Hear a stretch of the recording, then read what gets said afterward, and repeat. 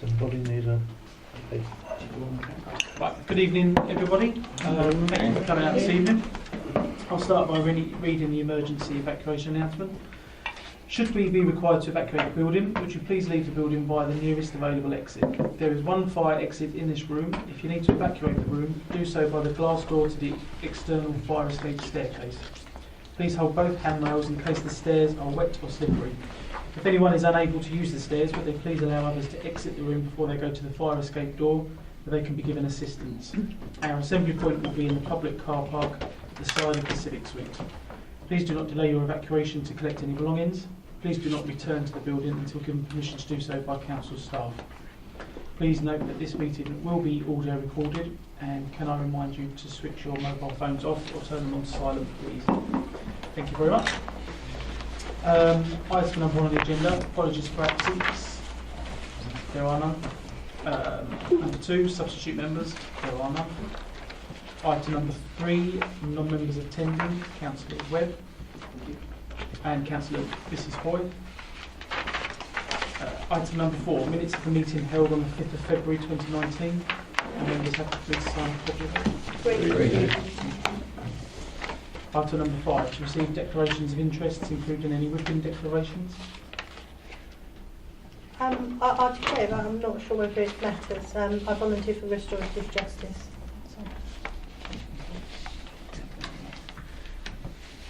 Thank you. So item number 6, which is the Community Safety Partnership. This evening we welcome Louisa Moss, the Assistant Director of Community and Housing Services, Councillor Mike Webb, Portfolio Holder for Community, and Inspector Kathy Calder, Castle Point and Rochford Community Policing Team. Thank you all for coming this evening. Members have all had a copy of the report and had a chance to have a look at it, and obviously we've had a little bit of discussion about that before this evening's meeting. Louisa, can I ask you to start us off and just run through it for us and highlight any areas you want to raise, and then answer any questions? So the purpose of the report really is just to headline some examples of our partnership activity, and obviously in a minute I'll hand over to Inspector Calders just so she can demonstrate the team's contribution to that partnership activity and crime trends. I particularly wanted to focus on the fact that this is the time when community safety officers are doing some strategic assessment work, which is the annual review of the 12-month rolling programme of crime trends, so they can set the priorities for the next financial year.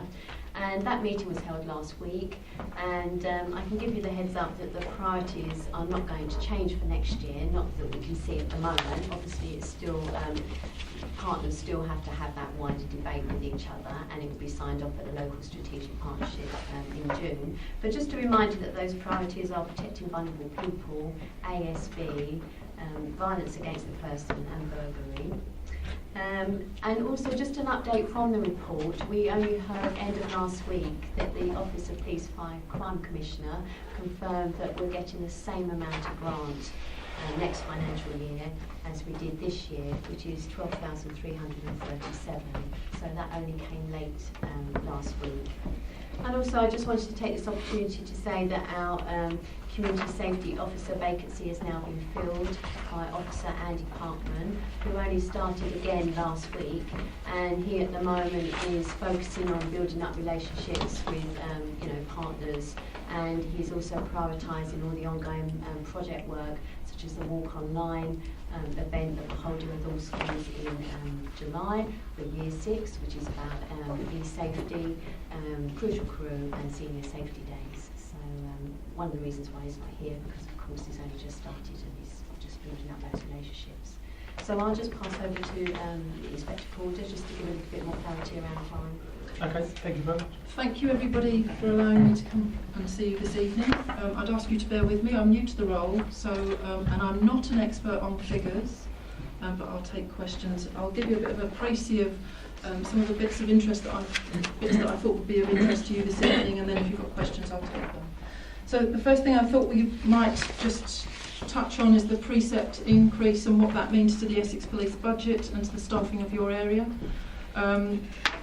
Overall, for Essex Police, the increase in the precept will create an increase of 215 officers to the police, 7 Essex Police. 78% of that will be allocated to local policing. So most of that is coming out and will be visible policing across Essex. I will say that we have 4 officers joining us in Rochford Raleigh Castle Point as of the 1st of April on the community policing team. And for an earlier conversation, I'm not sure if you're aware of the 2 different types of policing teams that we have. The community policing team is the team that will deal with the overarching problems of the area, looking at trends, looking at antisocial behaviour, and dealing with perhaps what may be perceived as the lower level incidents. Whereas our local policing teams, who are also, from my memory, receiving 4 extra staff as of the 1st of April, they deal with our response emergency incidents. So if there's a call for assistance, a collapse, whatever if it needs an immediate presence, the local policing team will attend, and the community policing team have the overarching what's happening, what are the trends happening in the area. So we're getting 4 new staff joining us on the 1st of April, 4 at Rochford Raleigh Castle Point on community policing. This will support the local priorities outlined by Louisa and all of the policing priorities. We are focusing at the moment in the area on our Operation Nimble, which is us out and about as much as we possibly can be, visibly engaging with the public, sorting out problems as much as we possibly can. We're also very aware of the antisocial behaviour problems in the area. I will say that just in this last couple of weeks, a trend that I'd identified was a number of vehicles being stolen, in particular mopeds. We have arrested 1 individual in relation to that, and since his arrest it appears that trend has gone down, because I noticed there was quite a few of them going over a couple of weeks there, but since we've arrested that individual that has gone down. So my team looks at the trends. The other objectives, the priorities that the force have set and that the new officers will be looking at, of course, will be vulnerability and domestic abuse, and breaking that cycle of domestic abuse. And I know that we're working in partnership to do some work there. Serious violence, gangs and organised crime, and road safety. I didn't know whether there was anything else that we needed to talk about the increase in staffing, so I'll stop on that. Okay. Councillor Mrs Mason. Thank you. Yes, I'd just like to ask one point about the increasing staffing. We, in this area, we're experiencing large developments, which consequently lead to a large ingress of additional persons into our community. How do you deal with that? Does the team get an increase on a number of properties or a number of people? Is that taken into consideration of it when you arrange your staffing levels? So there is a calculation, that's not my area of expertise. No, so but just generally. Yeah. So there is a calculation that is done on a force level about how many officers will work in a particular area. And I believe that is done on a regular basis. I couldn't tell you how often that is done, but the force do that review of how many officers have you got, what are the needs of that area, and the calculation includes how many people live in an area. So when we talk about new developments and new people moving in, that will be included in that calculation. Okay, thank you. Thank you. Councillor Lucas Gill. Thank you, Chairman. You say the new officers coming in, are they regulars? Yes. That's a very good point, yes. They're not specials or anything like that? Because I had a conversation before we came into the meeting about specials and about why do you make that point? I'll ask. 3 years ago, I was talking to Roger Hurst when we were both on the campaign trail, and he promised that we would see more officers on the streets. Where? Okay, so we have got these 4 new officers coming to community policing, plus 4 onto the local policing team. But what I would say about specials, and again, I'm aware in Rochford Raleigh Castle Point, the area that I look after, I have 2 new specials that will be coming to the area who are dedicated to parts of the area. So there'll be 2, one dedicated to an area on Canvey, and I think there's another one dedicated to an area of Holbridge. And that means, however, those areas have funded those specials joining us. So what they've funded is those specialists spending at least 16 hours per month, I think it is, and forgive me if that's wrong, you're nodding, dedicated in that area, and they cannot be pulled out of that area because that area is funding them. So It's just at Rochford Parish. We're funding 2 specials, but they haven't got any. Well, I think one was partway through his training and resigned. right. So you're aware of the scheme and you have started the process of getting them to assist you. So Rochford, I'm not sure where we are with them. I did have the coordinator for this scheme come down and speak with me the other week. I'll ask him for an update on your 2 for Rochford. Thank you very much. Councillor Hookway. Thank you, Chairman. I've got a couple of questions. First one, I think to Louise, you stated that the grant, the amount of grant coming from Essex Police for this has remained the same as last year, is that correct? It comes from the Office of Police Fire Crime Commissioner. Yeah. So, but it's the same, absolutely. Now, obviously, correct me if I'm wrong, but I understand from last year it was the same situation where the amount of money that came through was the same from the previous year, is that correct? Yeah. So basically we've had 2 consecutive years of no increase. Okay. And the other question is, it's a bit more sort of topical in relation to knife crime, which is obviously quite a headline issue at the moment. Now I understand it that since 2010 to 2018, knife crime has risen by 11% in London, Right, but by 45% in Essex right. over the same period. Obviously the number of incidents is at a lower level, but the increase is quite dramatic, and this is a reflection of knife crime instances that are happening in greater numbers in the shires as opposed to the cities.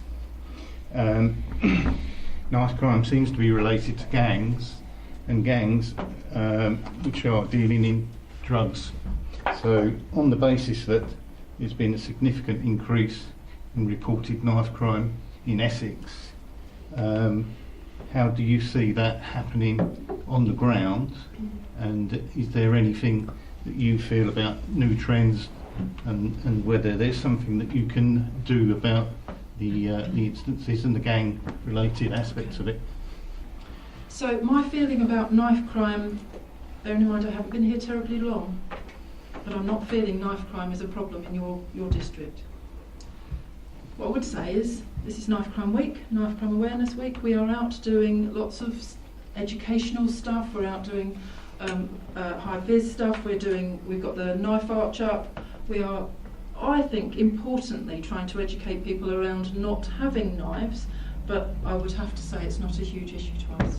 Now, that's my perception. I haven't looked at the statistics, and it is with regret. I'm not a statistician, and I don't know the figures from 2010 to 2018, so my apologies, I haven't looked at that. Now, just moving on from some of your points there, it's really, it really cuts across what I wanted to talk about next anyway, our Op Falcon and the work that they do around gangs, around knife crime, around all of that sort of work. So I don't know if you want me to start talking about that, or if there are any other questions. Yeah, if you can, and if that can help answer Councillor Hookway's questions or queries, and then I've got some other people that have indicated some other questions, so we'll come on to those in a minute. I have some notes, and forgive me, I'll be looking at my notes as I talk about Op Falcon. I asked the team to make sure that I was fully updated on what they've done.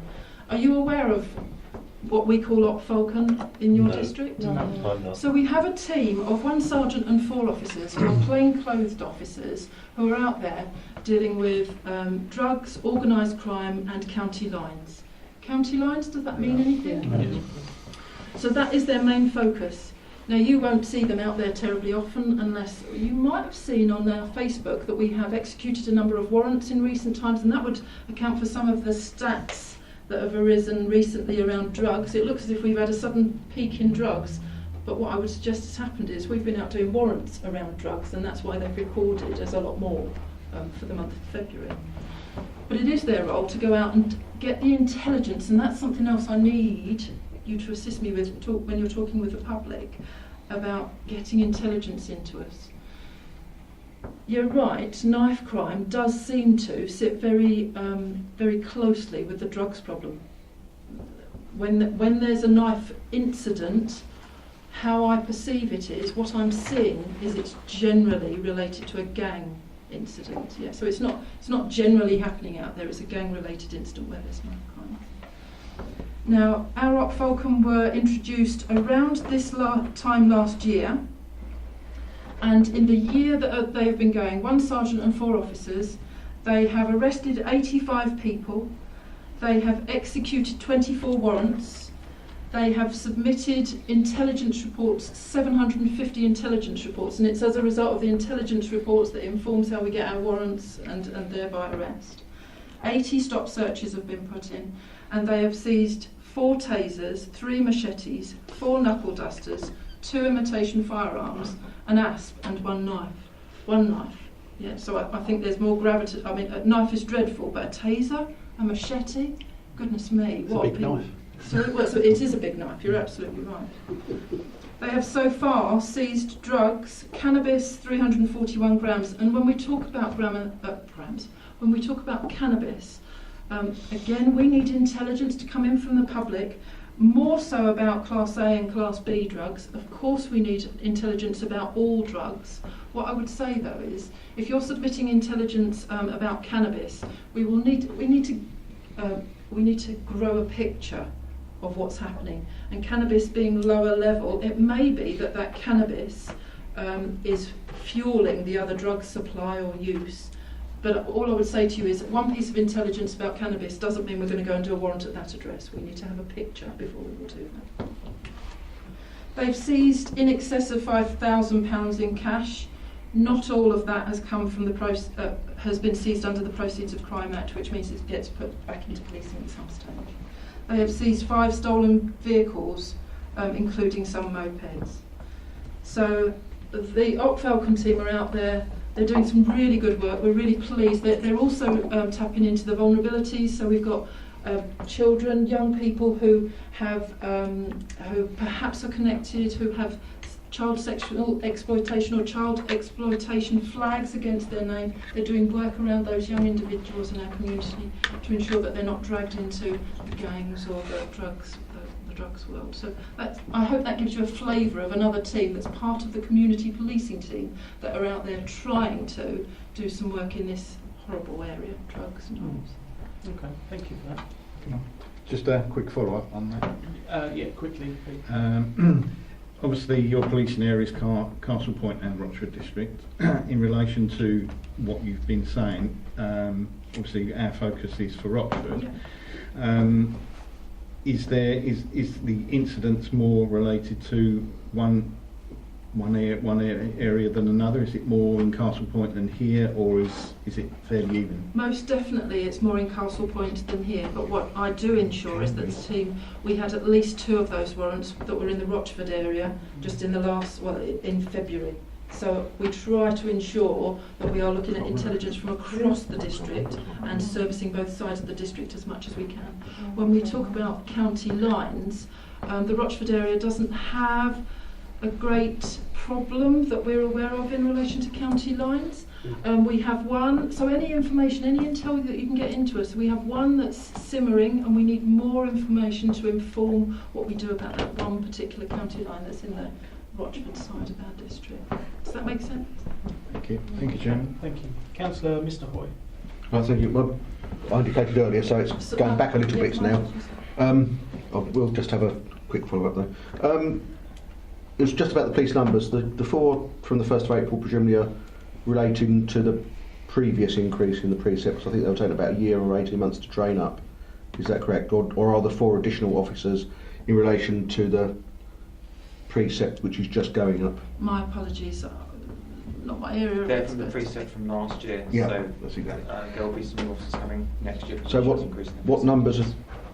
How many PCs are in the area, and how many PCSOs are in the area as at the 1st of April? That's Rochford and Castle Point, I'm aware, but I just wonder. Do we have that name? We have, I have a team of 3 sergeants. I was referring to, sorry, I didn't refer to it properly, community. So how many people will be in the community policing team Yes. from the 1st of April? So I have 3 sergeants. Yeah. Yeah. There will be 14 constables and, forgive me, and 7 PCSOs, I believe, off the top of my head. So it's quite a considerable increase from previously. And there should be more, and the precept coming in will be an increase on those as well in the future. Okay, thank you. Just in relation to the, moving on, because it wasn't a question I indicated for, but as I'm here, the residents have problems reporting information. I always tell them to report 101 or online. Yeah, online. However, he's trying to convince them that it is doing any good because they just, that's it as far as they're concerned, that's all they hear. I'm aware you do post on Facebook about your successes, but it's just trying to convince residents to report it and it will do some good. That's the only problem I find. And sometimes it's the same for me as a police officer. I'll put information in and never know what happens to it afterwards. And I know that's really difficult, but I can't urge you enough to use the online, do it online facility, put it in that message box, whatever the information or as long as it's not a crime that's happening now, as long as there's no risk behind it, immediate risk, then use the online system. I can't urge you. Absolutely, and in terms of the earlier conversation, in terms of the police resource in the area, that is partly made up through population size, but it's also made up through local crime trends, which is why it's so important to get the message out there to our communities. We need to know there's crime happening. It needs to be reported so we can get the right level of policing in our district. Because if it's not reported, then we won't get that extra resource. And I understand it's really That's what I tell residents as well. it is really difficult when people don't get those updates, and I wish there was some way for us to get back to everybody with all of the information that comes in, but we wouldn't do anything else, unfortunately, so it would be really difficult for us to do. But please, people do need to give us the information. You need to be assured we need that intelligence to do lots of the work that we do. Okay. Councillor Stanley. Thank you, Chairman. 2 things come to mind. One is with the additional PCs. Will they be working during the day and not of an evening or night? Or who will do, how many will be doing that? And the other thing is,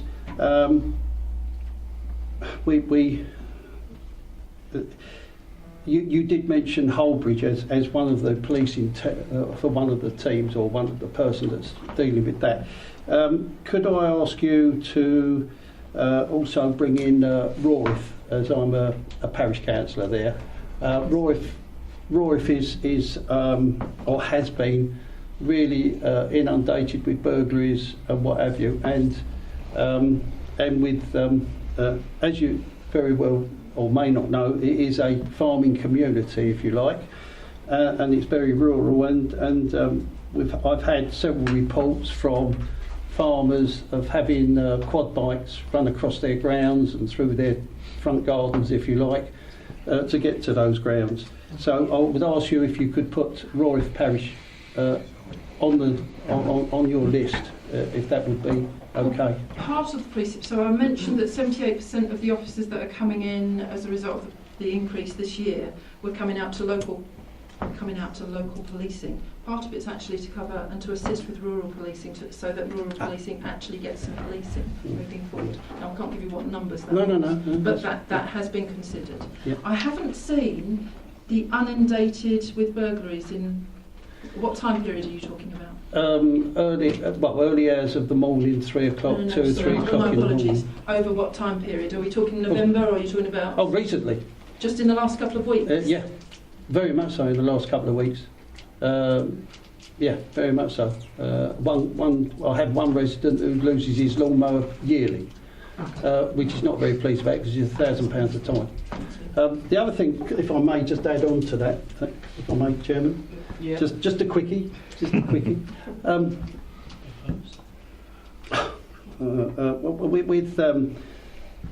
With this in mind for policing,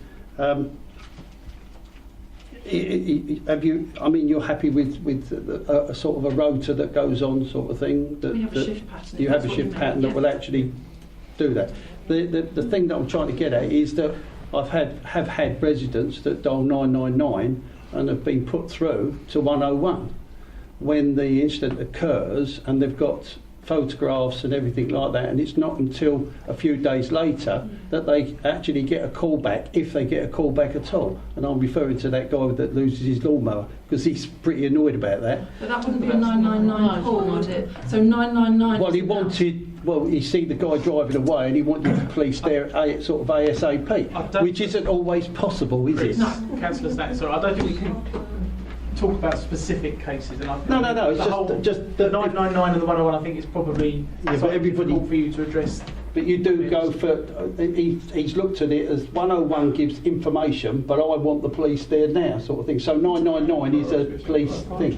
But anyway, yeah. Everything gets prioritised. I think the point there would be, when we're talking about a 999 call, it's about risk, it's about saving life. Are you with me? So it's and I accept everybody wants us here there immediately, but that's unfortunately not possible. He'd have gone out there with a baseball bat, but told him not to.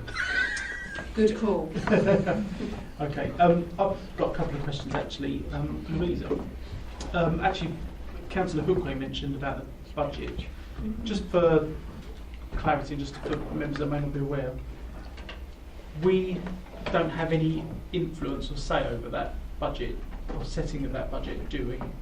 There's nothing we can do to increase it, or we can't state a case.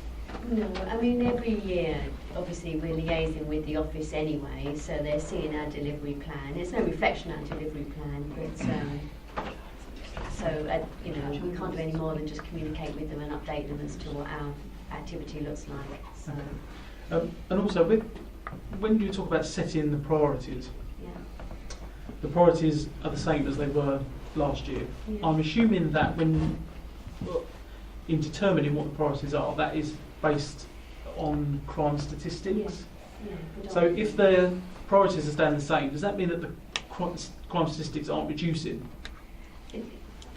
What happens, in putting very simplistic terms, the strategic assessment effectively looks like a rolling programme of crime statistics over the last 12 months, and then effectively ranks those are particularly high. And against those you might set some overarching priorities. I mean, there haven't been any significant changes in crime trends over the last year, which is why the priorities are staying the same. You know, there's still some significant changes, but our numbers are normally very small, so sometimes it does look like a large proportionate change. I just wonder if there's a way of measuring it. If it's the same priorities year in, year out, if they're receiving attention and becoming a priority, I think that people may expect to see a slight reduction in those areas as a way of determining that it's been successful. The trouble is our priorities are quite overarching, so protecting vulnerable people, for example, we've kept it particularly broad because we don't particularly want to just deal with domestic abuse. We want to deal with domestic abuse, we want to deal with CSC. So prevention work is always very difficult, isn't it, to measure. It's a difficult one. Burglaries, it's had its ups and downs, but it's still pretty consistent, you know, as a crime. And ASB, no disrespect, is recorded on crime trends as going down and always has, but we put it in there as a priority because we recognise perceptions are at a different level compared to crime trends. Government just add in there that the POCC do take quite an interest in the action plan and the work that's delivered by the Community Safety Partnership. If they weren't happy with the work that's been delivered, that budget would have been cut quite some time ago. So I think we haven't seen an increase, I accept that, but actually we've maintained the level of the budget, which I think we've done. Well, that's a reflection of the excellent work of the partnership over the last couple of years. Okay, thank you. Councillor Gooding. How closely, you may not know this, are the Community Safety Partnership working with the Youth Strategy Group? I wondered if there's any overlap for preventative work there going on. I mean, obviously there is quite a bit of outreach work going on with this youth service generally, so and that's consistent sort of being funded by not only Community Safety Partnership but also Sanctuary Housing on the street work, so that's probably our biggest work today.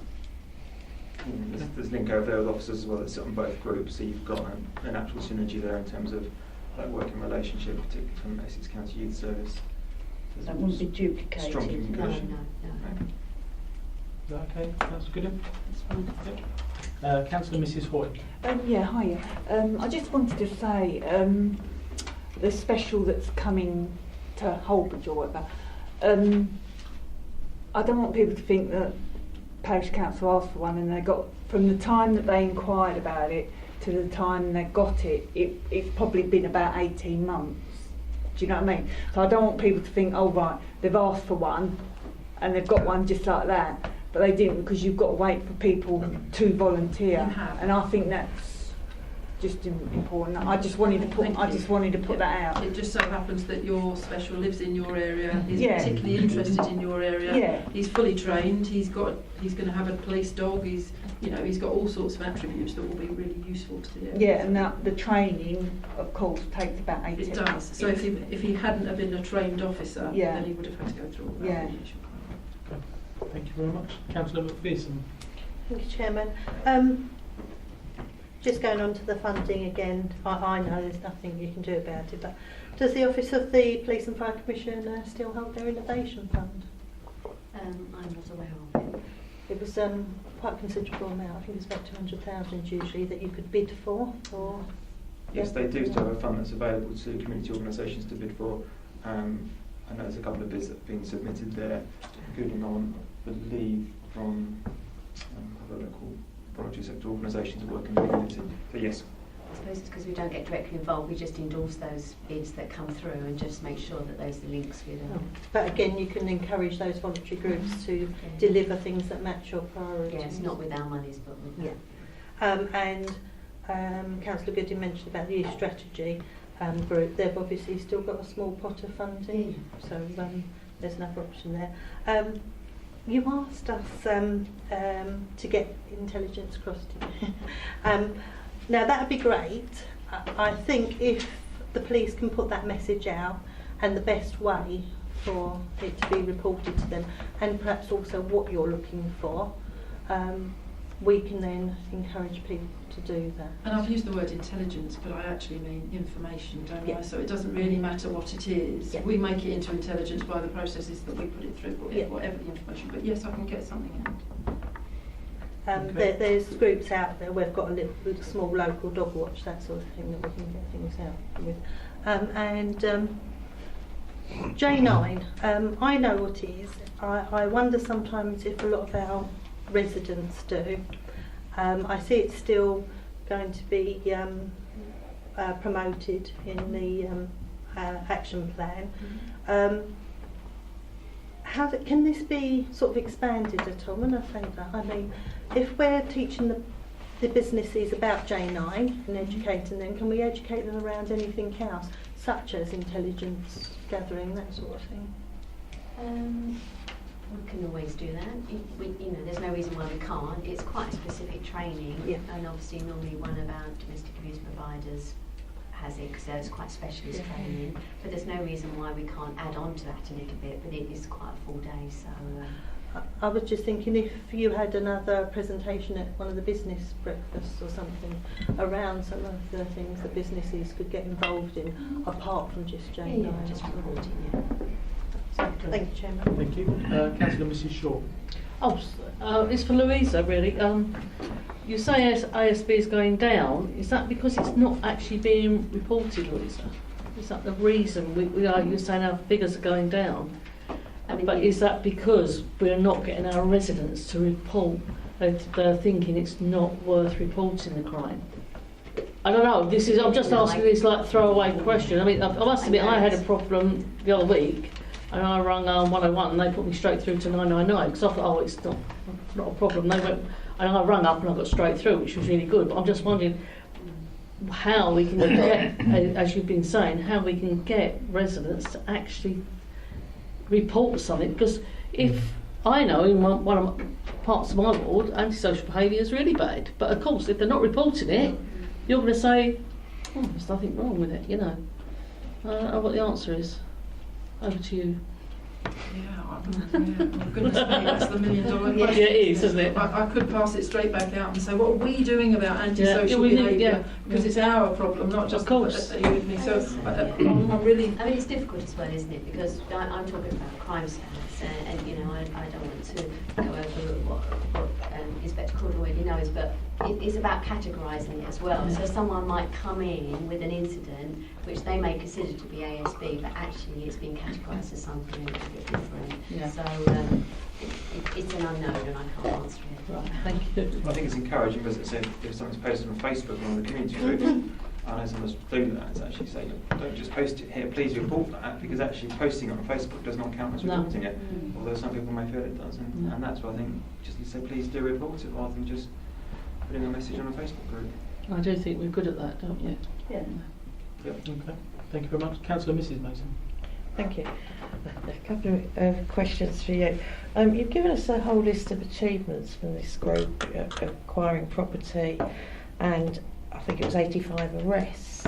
How many of those arrests were actually followed up with charges and convictions? Have you got that I figure? haven't got those details. Because What I would say is that the team reminded me that when we're talking about a number of different offences such as drugs, the evidence gathering process takes that long that actually for an awful lot of the drugs jobs we still haven't got them through court because we are still getting the evidence from expert witnesses. So there's so much to do, it does take some time. So they reminded me before I walked out this evening that when we talked about the drugs, other than It's not just drugs, is it? It's arrests. yes, And, but not all of them get dealt with by my team. So we'll go out and effect the arrest. We know something awful has happened, we'll go out and effect the arrest, and then we pass it on to another team to continue that investigation, because with such a small team we can't do all of the work around that one. Does that make sense? Well, it makes sense, yes, but it doesn't actually give a clarity No, that there's apologies. of the situation there. The other point I'm coming back to, and I think it's been raised by a couple of other members, and it's one I think that needs to be addressed, is intelligence or information. There are, as has been mentioned, lots of people not reporting crimes, and certainly I know in our area, the overriding when it's a low-level crime of theft, particularly, and possibly antisocial behaviour, although I've got no personal evidence of that or knowledge of that, but certainly theft. The perception is there is absolutely no point in reporting it. That means that your statistics are understated, naturally. If they're not reporting something that goes wrong, then they're hardly likely to tell you, give you information either, if they see something that may or may not be of interest. So somewhere and somehow, I think you need to look at the levels of communication, you need to look at a way of perhaps giving feedback, and I realise you can't do it in every situation, but you could give some general feedback, because at the moment, those lines of communication aren't there, and from what I've been observing with residents in the public forums that I look at, it's actually getting worse. That the impression is there is no point in reporting it. And even when you say, please do, I've said to residents, please report it, because you'll get a crime reference number. And with that crime reference, these are actual crimes, with that crime reference number, if there's a patch of them, it will indicate a problem. They still don't see any point in reporting it. So that is something that, a communication that needs to be addressed, and it needs to be addressed seriously. Can you help me with what that might look like, though? Now I'm Yeah, confused. I can. Sorry, can I just... Well, Councillor McPherson's just asked if she can come in on that point. It's a really good point you picked up about examples. And your community team, now your community team, a while back they were gathering feedback from some of the guys in the community, you ladies will know about that, around the guys that were around on the mopeds. One of those mopeds then got taken away from them. They fed that back to me, and they said it's great because we've got this intelligence coming, we could action it. I said, could you just then pop up a post with a picture of that bike being taken away, which they did do, and they said thank you for the due to local residents and that we've been able to take this uninsured vehicle off the road. That would be an example of how you could feed and also when the emphasis on when there is a crime, the importance of reporting it, because I certainly know some that haven't, and I'm not doing it because they won't they've been reported to me and they don't want to report them because they feel that it would be a waste of their time. And that's certainly an attitude that needs to be addressed. And that is in, generally over the area, Hockley, Rochford, Hawkwell, so that particular area. And it's probably more widespread, I would guess. I think the police team, they do have been very proactive in their Facebook. Yeah. Yes, and we discussed that just before coming But in. it's obviously out there, they may be being proactive, but it's not reaching, and it's not being effective. It might not be reaching everyone, but they certainly do put an awful lot of posts out there. Because I look at what I read them, and they're doing some fantastic work there. Do you know, I have an awful lot of this conversation. My apologies. I have an awful lot of this conversation about how do we get out to the community and talk to them effectively. And I say, what means can we use, bearing in mind we're a reduced number in team. So we've used social media, and I've talked about the media generally. Ideas? Well, Facebook is only used generally by older people. So we do coffee with cops. So you could do. No, I think however that medium, that information comes to you, by whatever means, then you need to go back generally on the same means. If someone reports it by Facebook, yes, go back by Facebook. But you've got Twitter, you've got Instagram. That the youngsters don't use Facebook, and I suspect that the smaller and more antisocial behaviour is done by youngsters more than the older people. So they're the ones you're trying to... Yes, Snapchat. There's no point in putting it on Facebook. My children certainly wouldn't... They're not really children now, but they certainly wouldn't look at Facebook. It's not used. We tried Instagram. Yeah, Instagram, No, Twitter, Snapchat. No, Instagram is. It's so difficult to keep up, isn't it? WhatsApp. WhatsApp, yeah. It's You can't Well, I think maybe we should just, if anyone's got any suggestions, after the meeting. I don't think you can expect us to give you the answers. What I think you ought to do is there is a problem there, communication, and look at it and perhaps discuss it. But I'm reassuring you, I have discussed it with my team, and we're trying desperately hard to understand how we get that communication right. So that's why I'm coming to the community and saying, help me to make that communication right for everybody. And it will be really difficult to do. I'm not trying to pass you the problem, I'm asking for help. We need feedback, and the feedback needs to be, as Councillor McPherson said, if you say these motorbikes, you can say you have. This is an example of what information has done, and put it out. Put the positive out there rather than the negative. Okay, lovely. Thank you very much, Councillor Spear. Yeah, just quickly, we've been talking about intelligence gathering and passing on to yourselves. Go around the table. We can all tell you where the allocated drug dealing goes on in our particular district. And I appreciate the resources, but you don't. I'm sorry, we could phone you most Saturday afternoons, Sunday afternoons or whatever and say, there's drug dealing going on, basically a lot of marijuana, but there is coke, there is other stuff going on now. It's pretty common knowledge, certainly I could give you a little list particularly in Rayleigh, one or two places, I'm sure, but others are nodding. Yeah. One or two places, go on, give me, and I'll just see if I can... King George's, Right. Ironfield, Yeah. Skate Park, It's on the list. teen shelter, and now we're getting concerned that they're going down towards the play area. But you're talking about having these plainclothes guys there, and great, no problem. But sorry, they wouldn't have to sit there very long Saturday afternoons to see what was going on. And I know that we have reported it. Our youth workers have reported it. I just, as a local councillor, feel that perhaps to actually have a little group of your guys sitting in there one afternoon. I'd say you haven't got to sit there for long, right? True. It's all going on there, and John will tell you where it is in his area and Holbridge. And I think this is the frustration that we feel, that we've been reported time and time again. It's nothing new, but we get frustrated that what can we do? I say we employ youth workers. They're doing what they can from Essex County Council. Now we're working with the Mega Centre as well. they're doing what they can with the kids, but actually we need somebody to go in there and make a few arrests, saying, and that might have a bigger impact than at times what we're trying to do. My team are actively working on stuff. They've got their priorities, and we're trying desperately hard to keep up with what the priorities are and doing the work that we can. I know it sounds ridiculous. I do hear you. But if you make a nuisance of yourself, and forgive me, that's really the wrong word, but forgive me for using it, I hope you don't mind in this context. If you make a nuisance of yourselves to us, then we will have to do something about it. Right. Have to. Are you with me? And that sounds ridiculous. But what's happened is that somebody else somewhere else has phoned us 10 times in the last 10 minutes and said this. Are you with me? And so, team, we've got to stop this. And so you've done it just once this week. Look, this one's got 10, 20 calls on it.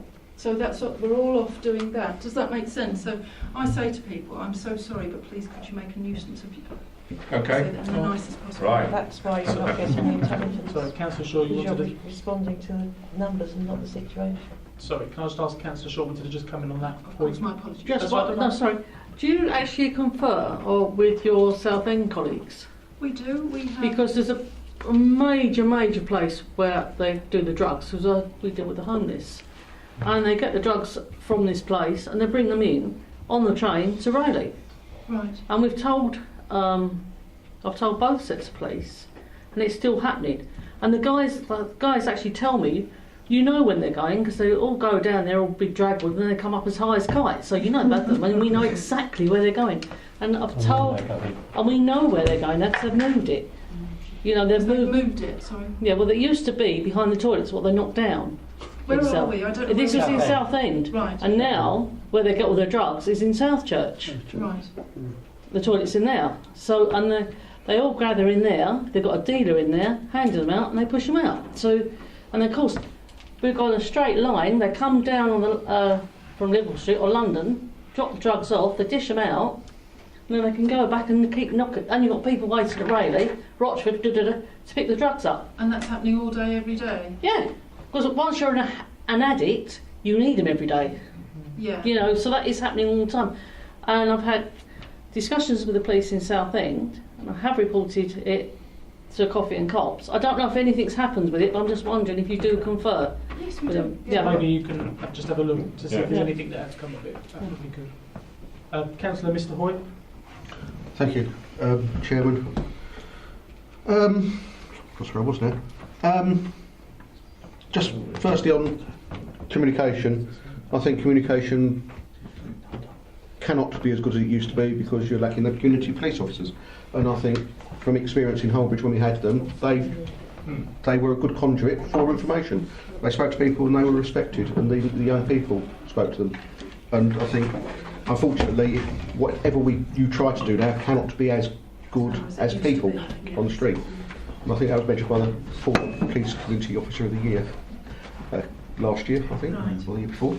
That's that comment. It doesn't help anything, I think, but money is the answer. Coming back to the priorities, one of the ones I've rated as Councillor Mrs McPherson has raised is the J9 initiative, because we've been trying to push this for a few years now, so I'm not sure who I'm directing this to, probably Louisa or Councillor Webb. We've been pushing it for a few years, after it was a bit more abundant for a few years, and I think probably now the third year we'll be pushing it. What response do we get from J9? Is it effective or not? It's now been three years we've been pushing it quite hard with additional training. There's no feedback on the information we get. I think, and that's another thing, I think the feedback we've had for this strategy this year isn't as good as the previous year, where we had quarter 1, quarter 2, quarter 3, quarter 4 responses, and we haven't had anything on this one. And just an additional one to that, with domestic abuse, I did notice in the 17-18 outcomes that of the referrals for domestic abuse, and I don't understand the initials, 5 were withdrawn, which was a little bit worrying. I don't know if you've got any information on that, but that was question around J9 and I mean, also domestic abuse. just on that last point, Yeah. that was referring to clients that are referred to us from Yes. the crime prevention officers installing sanctuary provision in the home. Mm. So for whatever reason that may have been withdrawn, so I wouldn't know that detail. That is about making people safe in their own home. So just on J9, it does continue to be an ongoing success story. For example, this year so far, over 10 new locations have adopted J9, which is good. I agree, outcomes at the moment, you're not seeing quarter 1, quarter 2, quarter 3. We've decided, or we've kept the delivery plan as a general document on our website, and we're working with partners at the moment to do an overarching quarter 4. This is what we've done. So I apologise, it hasn't been as good as it has been previous years. We're just doing one big one, quarter 4. But J9, just going back to J9, for us it is a continuing success story. As I say, we had over 10. We're aiming for 30 next coming year with Sanctuary. So. Sorry. Sorry, Chairman, if we're measuring the success of J9 by the number of businesses or out at place involved, that's good. But I'm trying to get a feel of how many referrals have been made through J9. Those numbers are still low. Under 10? Probably under 10, yes. Okay, thank you. But the point is, yeah, and I agree that's a measure of success, but also with the number of people going through J9, it's just a refresher around awareness at a very low level. I think it's a good thing. But we can't measure that, of course. We can only measure the number. I think we are aware of the need for outcomes. It's one of the things last year was on Crucial Crew, in terms of it's a fantastic event and the kids love it, but actually what are the long-term benefits of that, which is why Graham put together a report around Crucial Crew last year. He went back and actually got in touch with the schools, like 3 or 4 weeks afterwards, actually, what can you remember? How has this actually benefited you? Have you changed your behaviour as a result of going on this lovely fun day at the Mega Centre? And the response was really positive, actually. In fact, I think it was better than we were anticipating in terms of it had led to behaviour change amongst those Year 6 cohorts.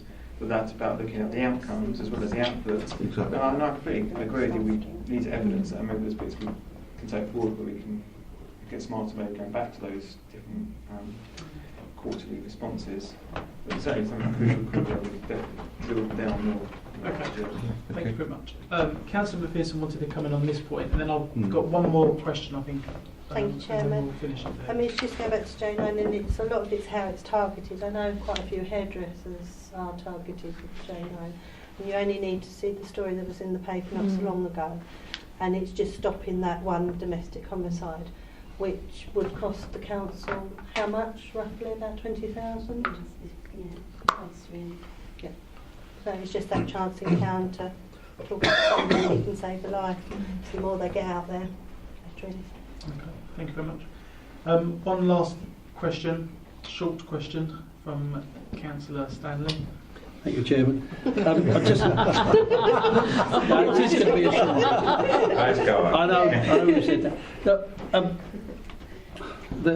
the question is, when is a crime for drug taking and what have you? Because it seems prevalent at the moment that there's helium or laughing gas, which is very prevalent at the moment, and it's causing disruption to the elderly in the district, and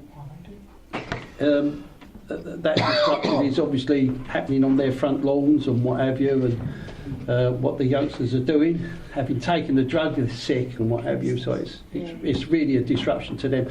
And the question is, when is a crime a crime? I guess In the way of drug taking. I guess that, I suppose if it's registered as being a class, Well, it's not a class drug, is it? then I suppose it's not a crime. No. It may be a crime to sell it. I don't know. I don't think it is. Well, I don't it usually may cook be. it. I don't Is it? know. I don't know. I don't know. Yeah. Is it get them at the factory shop? That's what you've taken already. I assume that would probably come under antisocial behaviour. If you've got that taken out in your garden, in your front lawn, then I would imagine it would be antisocial behaviour. They get their soufflés and mousses soap. On the back of Councillor Stanley's thing, about Please. when is a crime not a crime? I mean, in relation to drugs and stuff like that, there's the issue of personal use and also actually involved in selling and being a dealer. Yes. So how do you look at this issue between sort of like the grey area between personal use and dealing? You know, has that come up as an aspect when investigations are looking at, you know, whether it's taken any further if, you know, on issues of, you know, is there stop and search taking place in the area and do people get picked up with, you know, small items, but does that connect to, are they actually just using that for their own personal, or is it part of a wider thing? Now there's a question. Right, okay, so when we look at cannabis, politically cannabis was downgraded in quite recent years, wasn't it? So when we're talking about small amounts of cannabis, that will be given a low-level disposal by the officers. It might be a ticket, it might be a warning. Are you with me? So cannabis, personal use, small amounts. You will have to forgive me, I don't know it, I can't remember our measurements, so I'll clearly get it out when I need it for the particular job that we're dealing with, but there'll be amounts that will fit for personal use and there will be amounts that will fit for dealing. Yeah. Any other drug will be would never be dealt with by low-level disposals. So any other drug, I mean, cocaine, heroin, they're all hard drugs. Bearing in mind that if we arrest somebody for a drugs offence, then we'll be doing a house search to find more evidence of their dealing. So it's bigger than just how much they've got on them. There'll be intel-led investigations into what's gone on. I'm so sorry, I feel as if I'm floundering on this. It's not my area of expertise, it is my team's area of expertise. And if I'm honest, I've forgotten the question. It happens. Do you want to repeat it and try again? But it's not my area of expertise. Well, as I say, it's Councillor Stanley's, going back to Councillor Stanley's point about when it's a crime, not a crime. And obviously something in relation to drugs under the law might be a crime, but it's dealt with in a different way depending on the volumes and whether it is. There are many different ways that we can deal with crimes, yeah. There you go, you've answered your own question. Yes. All right, thank you very much. I don't know what members think, I thought it was really informative. Thank you very much. Thank you. Patience. Thank you for coming out. You're more than welcome to stay if you wish. Do we expect a lot of phone calls? No, I'd love a lot No, of really? phone calls. 310. I'd really like you to put them on contact. Have we got your number, personal number? No. Please? Let's do it online. That's where you'll get it through to us. Yeah. Sorry, members, actually, I got carried away there. There is a recommendation on the report, which is to the committee resolve to note the progress made. Noted. Is that noted? Yeah. Thank you. Thank you for your time. Thank Lovely you. to meet you all. Thank you for the information. Yeah. Good night. Good night. Thought that phone's going to be hot tonight. Leave her alone. No, she's just got the intelligence now. Does anyone need a copy of the key decision? Key decision. Yes, please. Unless there is.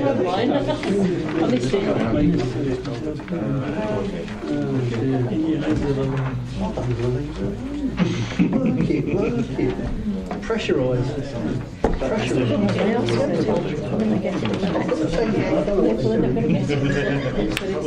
Is that right? I've got a team. I'll tell you what it does. The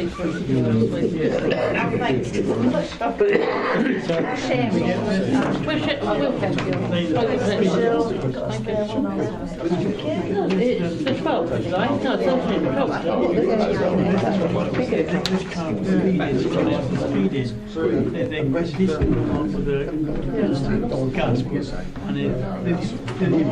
of 29 committed a crime.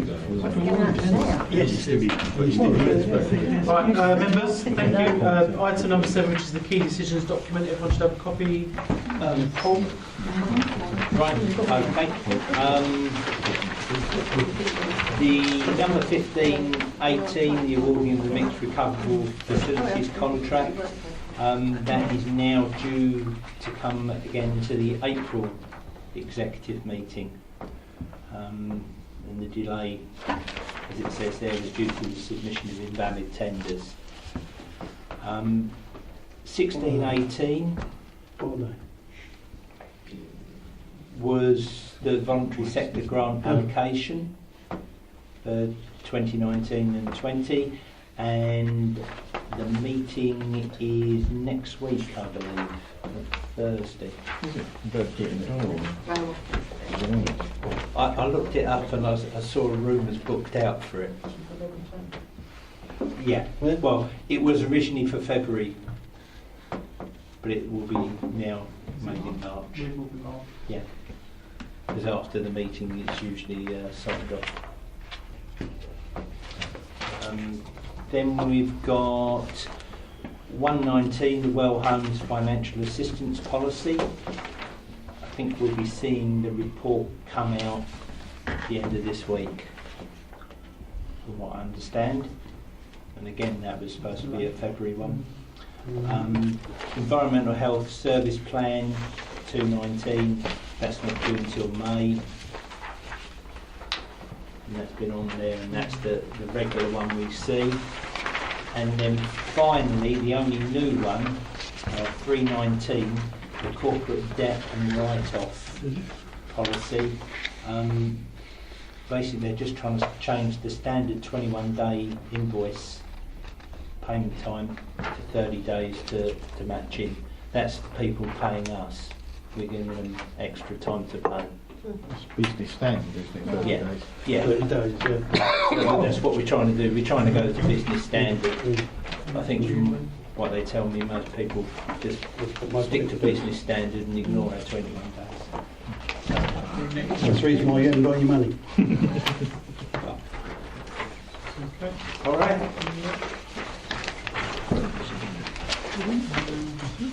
Finally, the work plan. Everyone got a work plan? Yeah.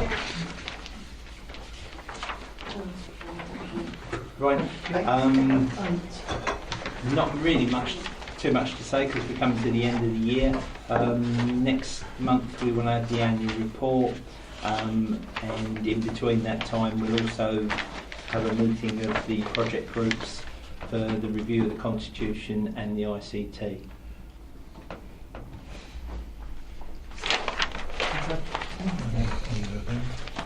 Okay. All right. Okay. Thank you very much. Thank you, everybody. Thank you. Finished at 8:32.